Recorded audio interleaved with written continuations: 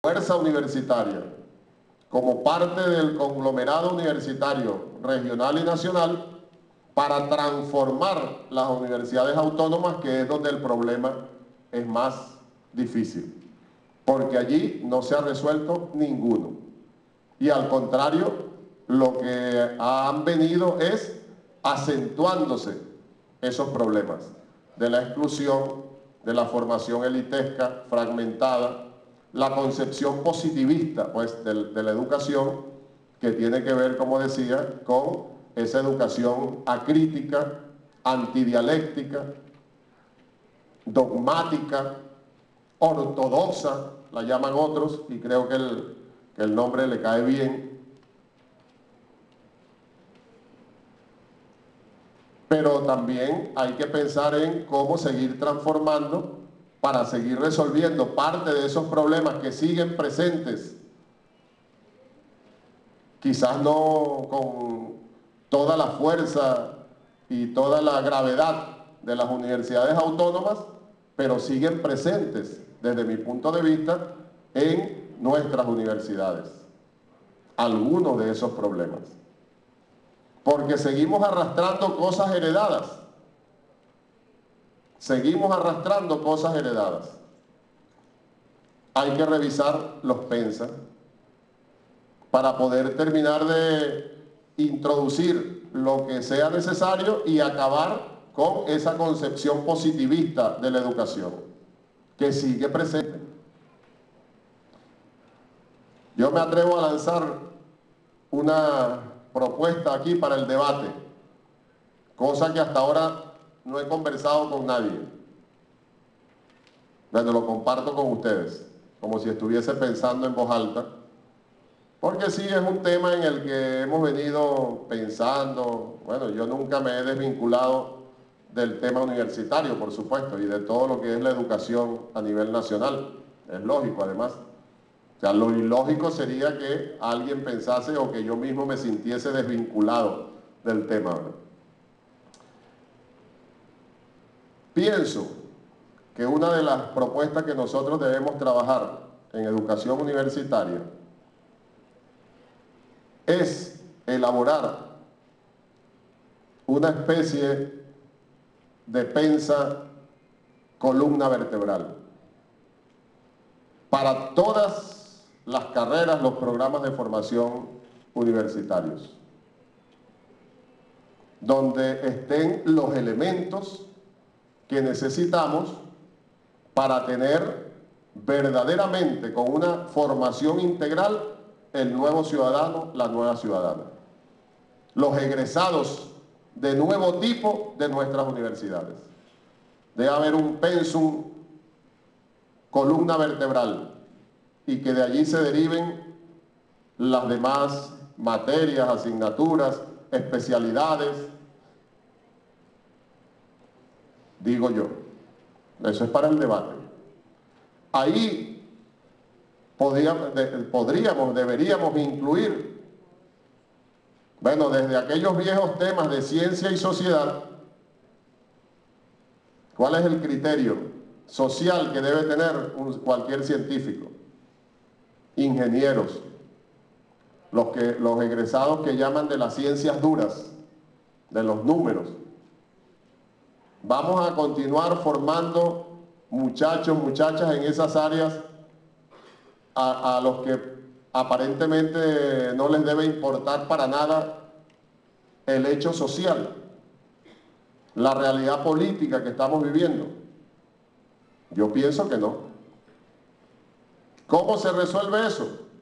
Incluyendo algunos elementos, por supuesto no se podrán incluir todos, pero incluir algunos elementos habría que estudiarlo con mucho detalle, con mucha profundidad, con mucha seriedad, pero incluyendo allí elementos primordiales para lograr esa formación de nuevo tipo. Y por supuesto, continuar, hacerlo con mayor dedicación, incluso diría yo, este tipo de cursos, de talleres de formación a nivel nacional, comenzando como se está comenzando acá, por las universidades, digamos, las nuestras. Pero tenemos que pensar, repito, en que, qué vamos a hacer y cómo lo vamos a hacer las autónomas. ¿Cómo vamos a resolver ese problema? ¿Será un problema solo del gobierno? No, es un problema de toda la sociedad. Ah, que necesitamos el apoyo del gobierno, por supuesto. Por supuesto. Y allí podemos ir al tercer punto pensando en qué es lo que tenemos que hacer, qué propuestas podemos elaborar, por dónde podemos encaminar lo que pensamos debe ser la universidad de nuevo tipo, la nueva universidad. La universidad que se necesita en esta revolución, en esta construcción socialista, para lograr lo que queremos. Y bueno, allí, además de elaborar propuestas concretas para la formación de los docentes, para los pensas de estudio de los estudiantes, el trabajo articulado, coordinado con todo el personal administrativo, trabajadores de la universidad, los elementos necesarios para acabar con la concepción positivista, pues. Ir a una concepción dialéctica, la podemos llamar, que está contemplada aquí en la Constitución. Una buena cantidad de cosas aún por resolver, las resolvemos haciendo realidad esta letra constitucional. Ahí están los artículos. Les recomiendo humildemente que si tienen tiempo que no los revisan, los revisen. Porque contrario a lo que dicen los sectores de la derecha, que nosotros estamos tratando de imponer el pensamiento único en nuestras universidades, no, es hacer realidad esta letra constitucional. Y aquí lo que se plantea es todo lo contrario. Y efectivamente es en lo que nosotros creemos. Por eso, nuestro quehacer diario, ustedes como docentes fundamentalmente, pero docentes críticos, no acríticos. Es decir, docentes dialécticos, no positivistas. Porque lo que sí ha hecho la derecha cuando tuvo el poder en sus manos, ellos sí era verdad que imponían el pensamiento único. Y por eso la educación se mantuvo y tiene esos rasgos todavía, como decíamos, del positivismo, de la fragmentación, de la segregación social, es decir, de la exclusión. Porque eso sí tiene que ver con el pensamiento único, con imponer una sola manera de ver el mundo.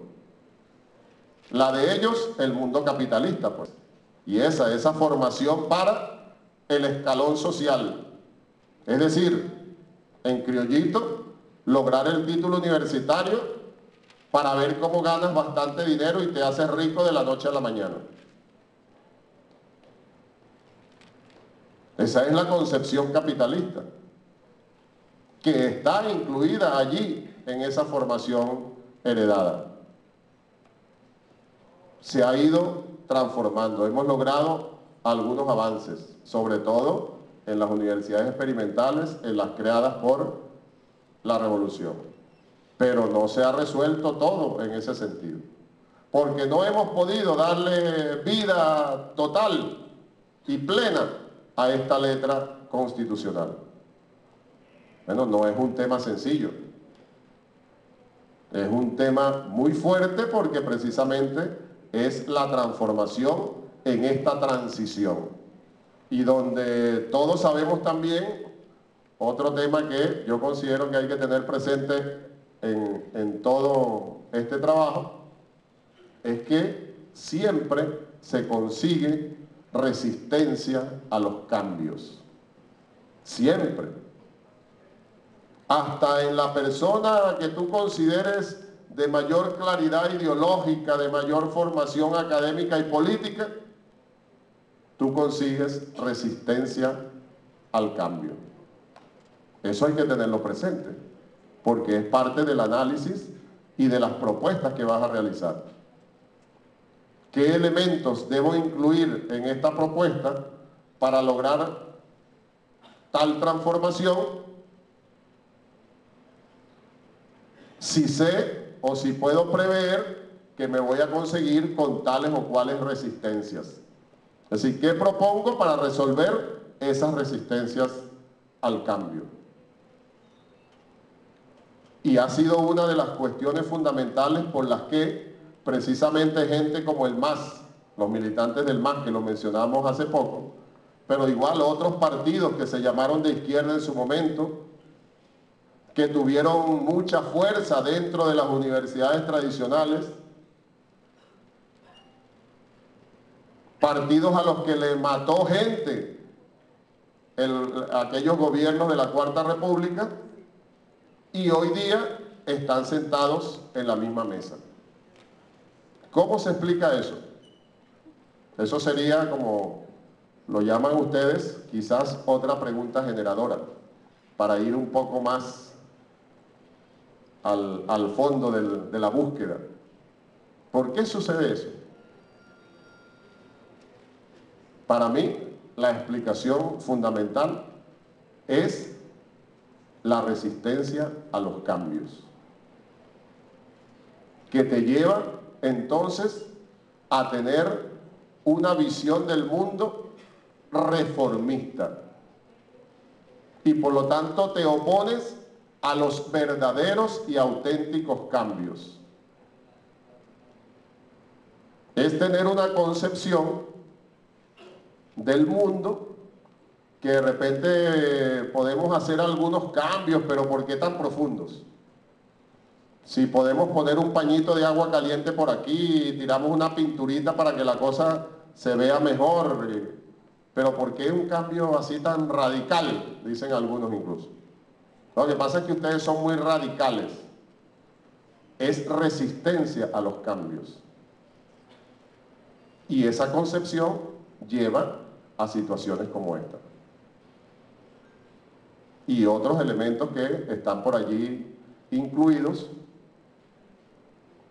relacionados con el tema universitario también, esa otra pregunta generadora: ¿por qué las universidades autónomas, donde en aquellos años eran el reducto fundamental de la izquierda venezolana, hoy día son el reducto fundamental de la ultraderecha venezolana? ¿Por qué? Además de la resistencia a los cambios, está un plan que surtió su efecto. Lo estaba comenzando a decir antes y después me fui por otro lado.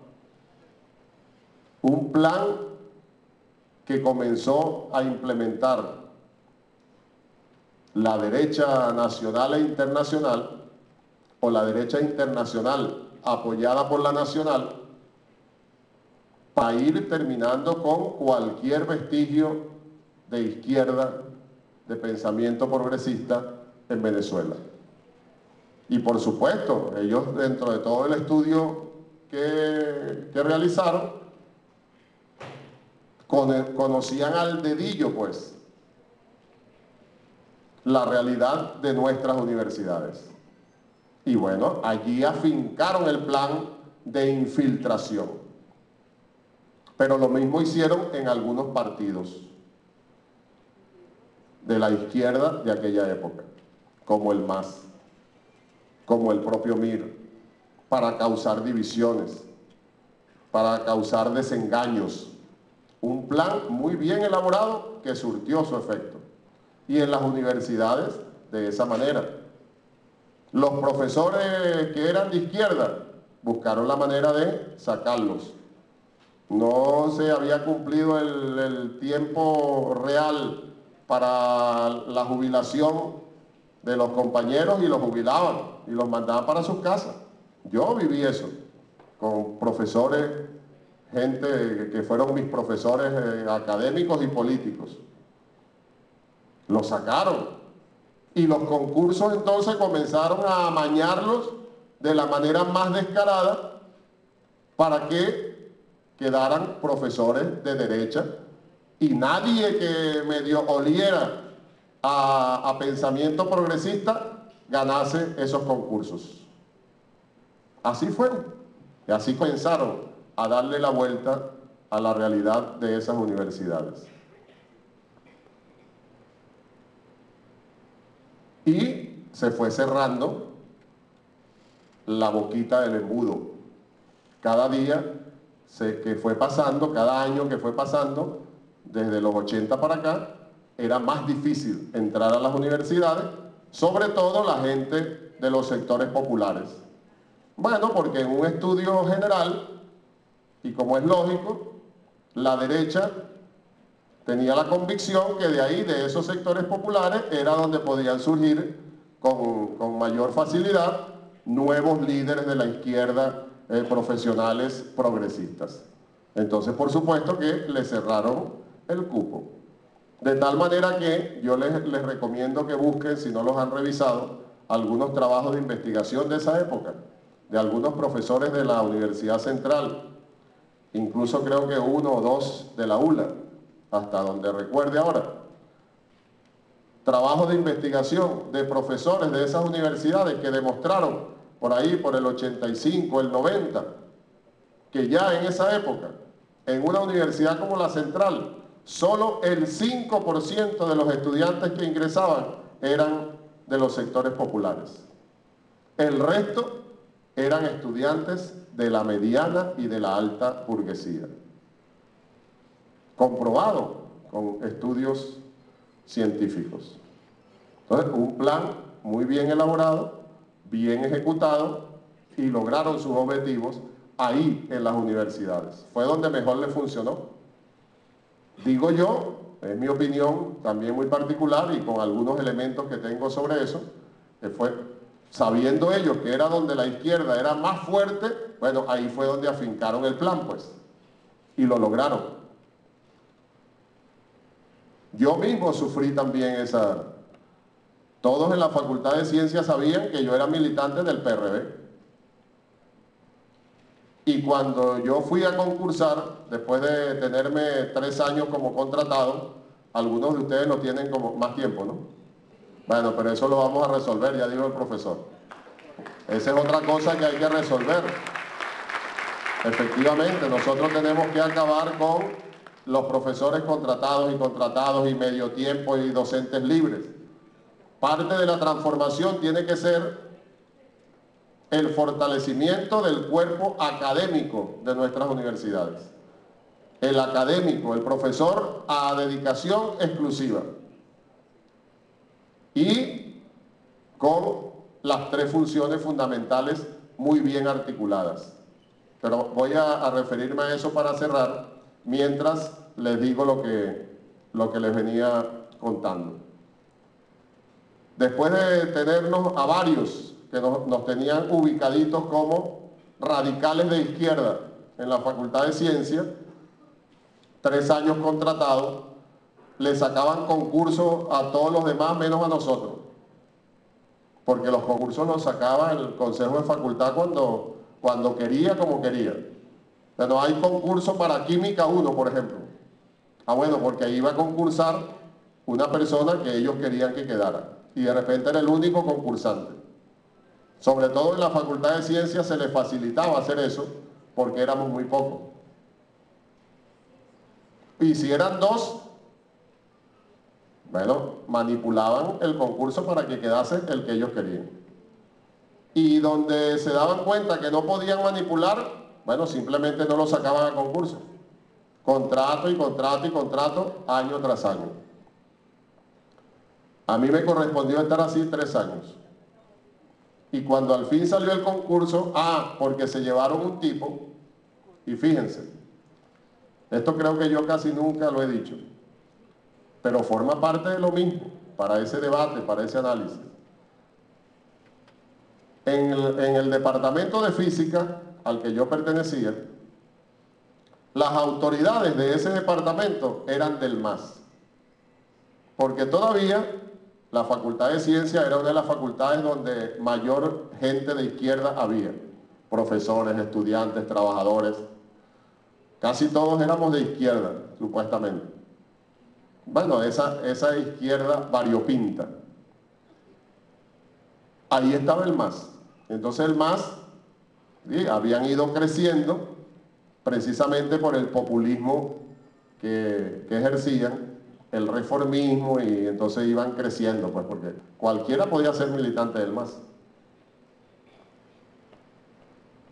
Ellos ganaron las elecciones en varias oportunidades para las autoridades del Departamento de Física. Cuando sacaron el concurso en el cargo donde yo estaba contratado, fue porque lograron traerse un muchacho recién graduado de física, por supuesto, de la Universidad Central, militante del MAS, y lo pusieron a concursar conmigo.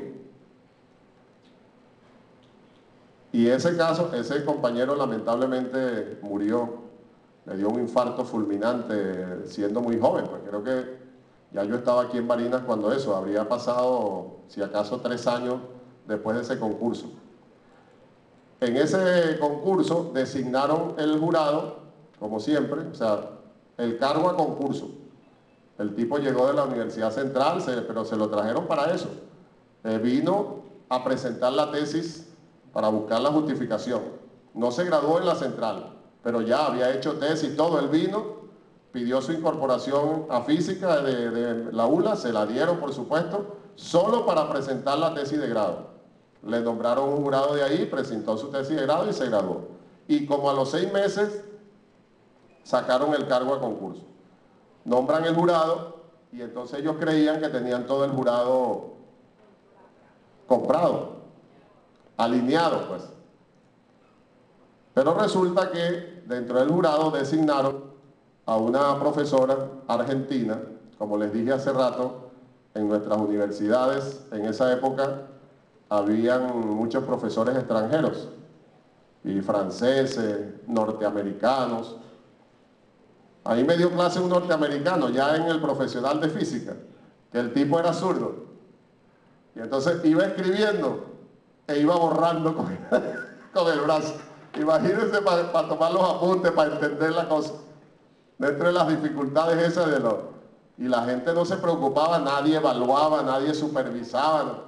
Y el tipo, bueno, sabía mucho de una cosa que se llama geofísica, que era la materia que él nos daba en el profesional, pero nadie le entendía y todo el mundo salía raspado. Bueno, comenzando por eso. No hablaba bien el español y además, a medida que iba escribiendo, él mismo iba borrando con el dorso del brazo. Entonces, esta profesora, allí llegaron varios profesores de izquierda, porque bueno, la facultad era supuestamente de izquierda, que venían del Cono Sur, huyendo de las dictaduras feroces de allí, de Argentina, de Chile.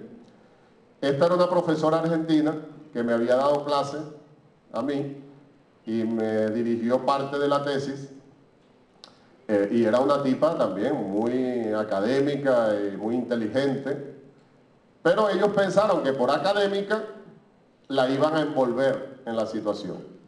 Pero bueno, ella fue jurado y no, ella no permitió que hicieran lo que querían, ¿no? Que era rasparme a mí en el concurso y que ganase este tipo. Poniendo la nota ahí al jalón, no, se equivocó en tal cosa, se equivocó. Así manipulaban. Bueno, ese concurso, para hacer también el cuento corto, lo declararon desierto.